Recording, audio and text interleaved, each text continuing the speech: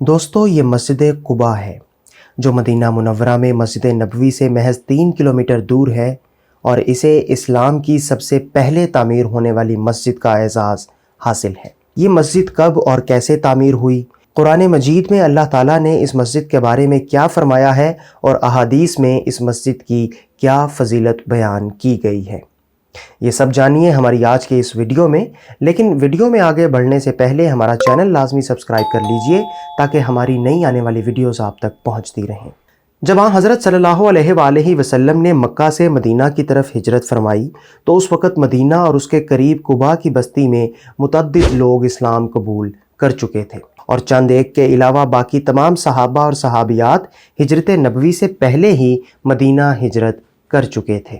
بعثت نبوی کے 13ویں سال یکم ربیع الاول کو آپ صلی اللہ علیہ وآلہ وسلم نے اپنے جانثار ساتھی ابوبکر صدیق رضی اللہ عنہ کے ہمراہ مکہ سے مدینہ کی طرف ہجرت کا آغاز فرمایا۔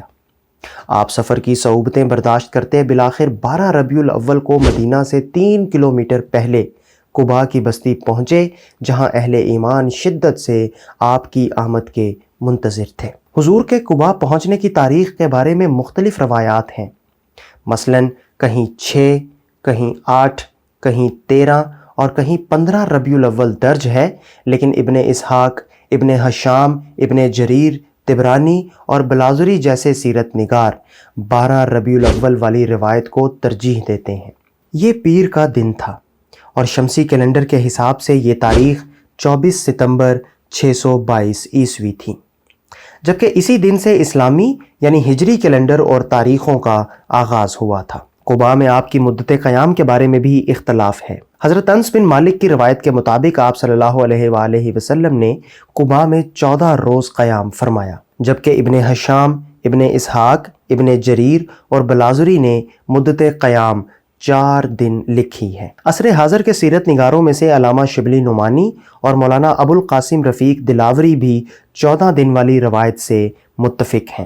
جب آپ صلی اللہ علیہ وآلہ وسلم قباء پہنچے تو وہاں آباد بنی عمر بن عوف کے لوگوں نے آپ کا پرتپاک اور والہانہ استقبال کیا۔ بنی عمر بن عوف کے سردار حضرت کلثوم رضی اللہ عنہ آپ کو اپنے مکان پر لے گئے۔ آپ نے قباء میں آباد 2 مشہور قبیلوں اوس اور خزرج کے مابین صلح بھی کروائی۔ دوستو مکہ میں تو مسلمان کفار سے چھپ کر عبادت کیا کرتے تھے، لیکن اب وہ ایک ایسی سرزمین پر تھے جہاں انہیں کفار کا کوئی خوف نہیں تھا، اور اب یہاں وہ علل اعلان اپنی عبادت کر سکتے تھے۔ اسی لیے قباء میں قیام کے دوران رسول اکرم صلی اللہ علیہ وآلہ وسلم نے جو پہلا کام کیا وہ مسجد کی تعمیر کا کام تھا۔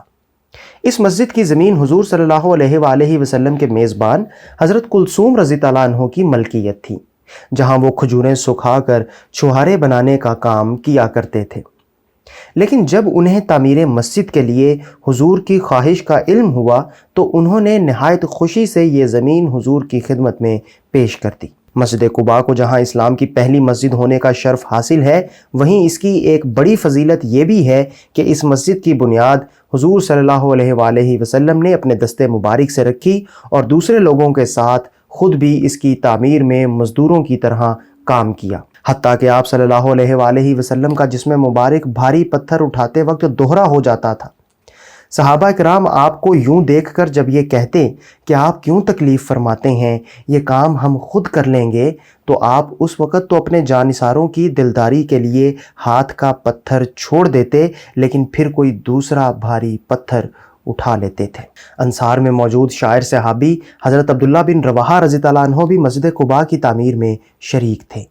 وہ تھکن مٹانے کے لیے کام کرتے کرتے یہ اشعار پڑھتے جاتے کہ افلح من یعالج المساجد، وہ کامیاب ہے جو مسجد کی تعمیر کرتا ہے، ویقرأ القرآن قائما وقاعدا، اور اٹھتے بیٹھتے قرآن پڑھتا ہے، ولا یبیت اللیل عنہ راقدا، اور رات کو غافل ہو کر نہیں سوتا ہے۔ مسجد قباء کو یہ اعزاز بھی حاصل ہے کہ تعمیر مکمل ہونے کے بعد نبی کریم صلی اللہ علیہ وآلہ وسلم نے پہلی دفعہ اپنے صحابہ کو یہاں اعلانیہ طور پر باجماعت نماز پڑھائی۔